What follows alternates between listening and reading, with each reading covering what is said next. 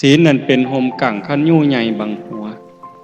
ท่านนั่นเป็นเสบียงใส่ถุงให้มีพร้อมการทำบุญให้ท่านบริจาคแบ่งปัน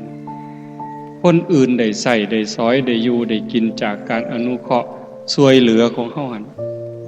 ผู้ใดได้กินของเพิ่นคือเฮาได้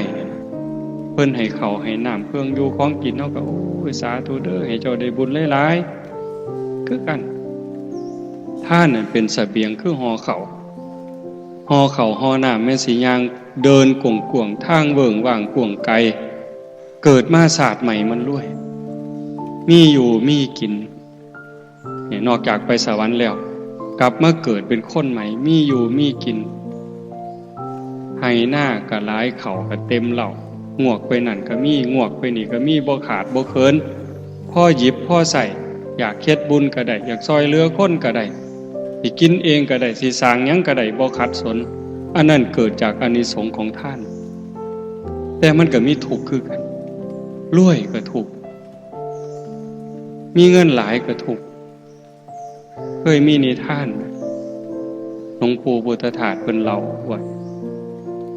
มีคนขอทานผู้หนึ่งไปนอนอยู่ใต้บ้านเศรษฐีนอนข้างกำแพงจังซี่คือเฮือนโยมไม่ออกมานอนอยู่ข้างกำแพงเพราะว่าคนถูกขอทานบ่มีบนอยู่เด้มานอนข้างเฮือนเศรษฐีเรามีคุยไปเป่าคุยคนเขาก็เห็นสงสารเขาก็เอาเงินให้ได้มามื้อใดก็ได้มื้อละสลึง2สลึงก็ซื้อกินหมดมาฮอดยามมื้อแลงก็นอนข้างเฮือนเศรษฐีกับเป่าคุยม่วนขาขึ้นหางเป่าคุยก่อนสินอนมันนั่นเป็นสั่นเป็น5ปี10ปีผ่านไปบัดมื้อนึงบัดนี้มันบ่เป่าคุยเศรษฐีเราก็ได้ฟังเสียงคุยนั่นล่ะกล่อมนอนแล้วมันเป่าม่วนนะมื้อนี้มันคือบ่เป่าเศรษฐีบ่มีแนวกล่อมนอนบ่หลับก็เลยลงมาเบิ่งมันเป็นหยังมันป่วยว่ามันโซ่ว่าลงมาถามมันก็ดีอยู่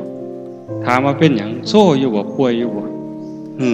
เอาเป็นหยังมันคือบ่เป่าคุยมื้อนี้ทุกข์บ่สำบายใจ